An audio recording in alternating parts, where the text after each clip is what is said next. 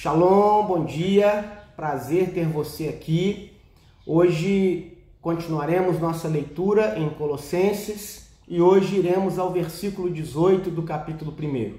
Colossenses 1, versículo 18, diz assim para mim e para você: Ele é a cabeça do corpo, da igreja.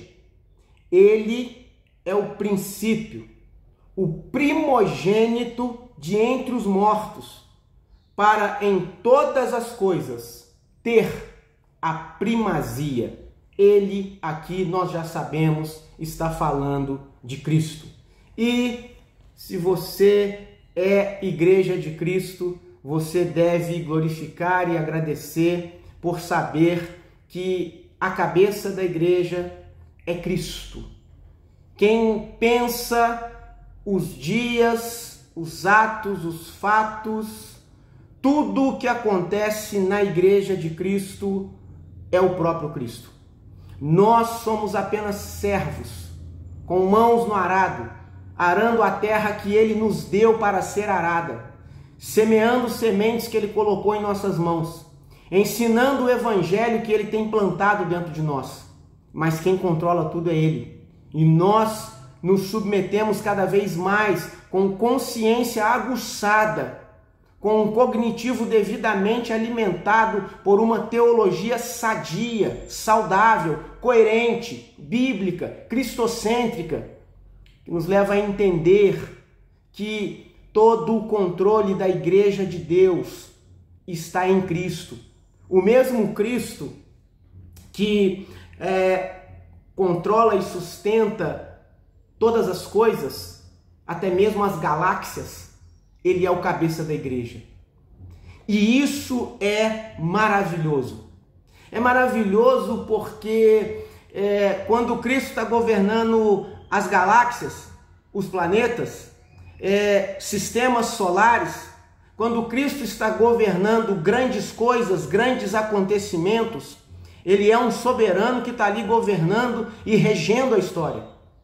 Quando Ele está governando a igreja, Ele está unido com a mesma.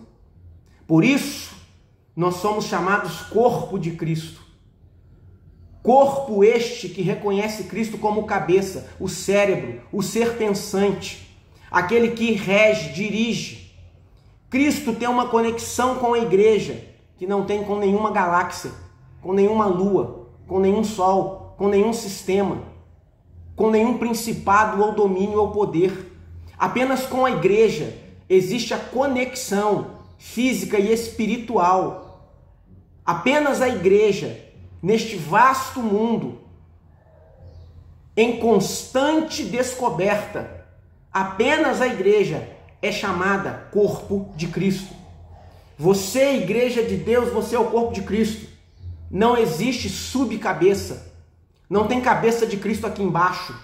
Não tem homem acima de ninguém aqui embaixo representando Deus. Quem representa Deus na terra é a igreja. Somos nós, os embaixadores de Cristo. Mas o grande representante é o próprio Cristo. Ele que é antes de todas as coisas. Ele também é aquele que governa a igreja como um cabeça, como um gestor, cabeça do corpo da igreja. É uma imagem muito poderosa, porque nós somos finitos e temos como cabeça o Pai da eternidade. Nele nos tornamos infinitos. Nele, em Cristo, somos adotados e nos tornamos filhos de Deus. Porque o ditado mentiroso precisa ser desmentido, que diz, abre aspas, todo mundo é filho de Deus, fecha aspas. Isso é uma mentira. Filho de Deus é só quem foi adotado por Deus na pessoa do Filho dele, Cristo. Se você não se rendeu a Cristo, você é qualquer coisa, menos filho de Deus. Para ser filho de Deus, tem que ter se rendido a Cristo. Caso contrário, não existe filiação. Esse corpo sem cabeça, ele é só uma matéria inerte. Assim é todos aqueles que não pertencem à igreja de Cristo. Não é o nosso caso. Porque o centro da nossa consciência, que identifica o nosso corpo, é Cristo. Cristo, ele é o centro da direção e da vida espiritual da igreja. Temos identidades que não podem ser mudadas, que podem ser atacadas, que podem algumas vezes serem adoecidas, mas em Cristo serão saradas, curadas, renovadas, revigoradas, transformadas de fé em fé, de glória em glória, para o louvor da glória da graça de Deus. Irmão, irmã, em Efésios, Paulo vai dizer: cresçamos em tudo naquele que é a cabeça, Cristo. Cristo não é apenas o fundador da igreja. Cristo é o comandante vivo da igreja. Quem fundou a igreja? Cristo. Ele fundou a igreja em quem? Nele mesmo. Quem é a pedra sobre a qual a igreja está fundada? A pedra é Cristo. Não é Pedro, é Cristo. Cristo é o fundador, Cristo é o fundamento, Cristo é a pedra. A igreja é cristocêntrica, não é petrina, não é paulina, não é joanina, ela é cristocêntrica. Cristo não é só um símbolo de hierarquia, não é apenas isso. Ele é um poder sobre todos os outros poderes, ele é o princípio, porque Paulo diz, ele é o princípio.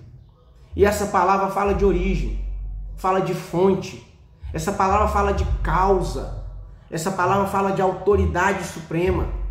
E para quem já estudou um pouquinho a teoria de causa e efeito, imagine só, a causa da igreja é Cristo. Então o efeito da igreja é Cristo. O que eu quero dizer é, a igreja vai dar certo. A igreja é o povo vencedor da terra. A igreja venceu o Coliseu de Roma. Tem vencido coliseus hoje em dia na China, na Coreia do Norte, em Cuba, Venezuela e por aí vai. E no grande dia, tudo já consumado, nos encontraremos em glória, revestidos por um corpo glorificado que o próprio Cristo já preparou para cada um de nós, eleitos de Deus, eleitos antes da fundação do mundo, predestinados para Deus, para sermos encontrados neles santos e irrepreensíveis. Por isso, a excelência de Cristo em nós, assim como o rio nasce de uma fonte invisível, toda a vida espiritual genuína nasce da comunhão genuína com Cristo. A igreja nasce dessa fonte, então a igreja não morre de sede, porque a própria água viva está dentro de nós, fluindo como um poderoso rio. Ele é o primogênito dentre os mortos. A cruz está vazia, o sepulcro está vazio. Cristo foi o primeiro a vencer a morte de modo definitivo. Primogênito aqui quer dizer o primeiro criado, mas também quer dizer primeiro ressuscitado para nunca mais morrer. Se morremos com ele, por ele vivemos e com ele ressuscitaremos. Nós ganhamos em Cristo a eternidade, a vitória contra a morte, a vitória contra o último inimigo a ser vencido. A ressurreição de Cristo é o selo da nossa esperança.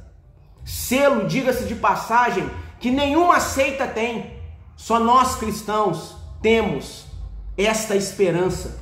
Nenhum outro segmento religioso tem. Só o cristianismo tem a esperança declarada, professa, de um líder fundador que derrotou a morte, que deixou o túmulo vazio.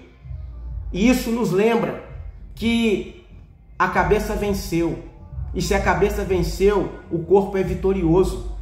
O corpo é poderoso em Cristo, poderoso nas guerras e nas batalhas.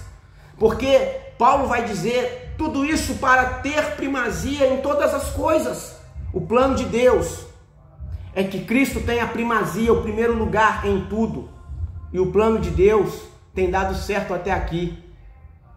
E já deu certo por toda a eternidade. Cristo não quer ser parte da sua vida. Ou ele é o centro da sua vida, ou ele não é nada. Ele não divide tronos. Ele não divide autoridades. Ou o teu Senhor é Jesus, ou ele não é nada seu. Será teu juiz no dia do juízo. Quando Cristo é o primeiro, todas as outras coisas se encontram em seus devidos lugares. Quando Cristo é deixado por último, tudo se desorganiza, tudo se bagunça, maldições assolam pessoas, como um relógio em movimento. Cristo é aquele que está aguardando para que seja reconhecido em primazia, em honra, quando o relógio chegar no ponto certo. E o ponto certo, quem sabe, é só o Pai, como o próprio Cristo nos ensinou. Cristo virá com um grande clangor de chofar, com corais de anjos. Ele vai arrebatar a igreja. Isso será em um repente. Ninguém sabe o dia, ninguém sabe a hora. Presta atenção. Cristo, ele não é uma parte qualquer da igreja, ele é a cabeça da igreja. Ele não é um no meio de muitos. Ele é o nome acima de todo nome. Se Cristo é a cabeça, o corpo precisa obedecer. E isso significa, temos que nos submeter, escutar, nos humilhar, estudar a Bíblia, ser confrontado por ela, aceitar o confronto, pedir direção ao Espírito, implorar para que Deus nos dê graça para vencer a nós mesmos. Quando a igreja deixa de ouvir a cabeça, ela adoece. Temos que ouvir a cabeça para sermos corpos saudáveis. Cristo disse assim em João 10, 27. As minhas ovelhas ouvem a minha voz, e eu as conheço, e elas me seguem. Você tem ouvido a voz de Cristo? Tem sido conhecido por Ele? Tem seguido Ele? Isso diz muito sobre você, aqui e depois. E o depois é quando sairmos deste corpo para um corpo glorificado. Apenas os eleitos, os salvos, os que reconhecem Cristo. Porque todos sairão deste corpo, mas nem todos sairão para um corpo glorificado. Porque nem todos são a igreja de Cristo. Diga, quem é você? Oremos. Bendito és tu, Adonai, Criador do universo. Bendito és tu que nos dá esperança, que nos deu a palavra, que nos deu o teu Filho, que pagou nossas dívidas, que pagou pelos nossos pecados, os nossos crimes contra a tua lei. Bendito és tu que, tendo criado uma lei perfeita que exigia perfeição e visto em nós seres imperfeitos e decidido nos salvar e nos colocar como membros da tua família, nos enviaste Cristo, o homem perfeito, que satisfez a lei, pagou nossas dívidas, nos justificou e hoje não estamos mais debaixo do domínio do pecado. Abençoe mais uma vez nossas vidas, em nome do Senhor Jesus. Amém. Shalom, beijo no seu coração, até o próximo vídeo.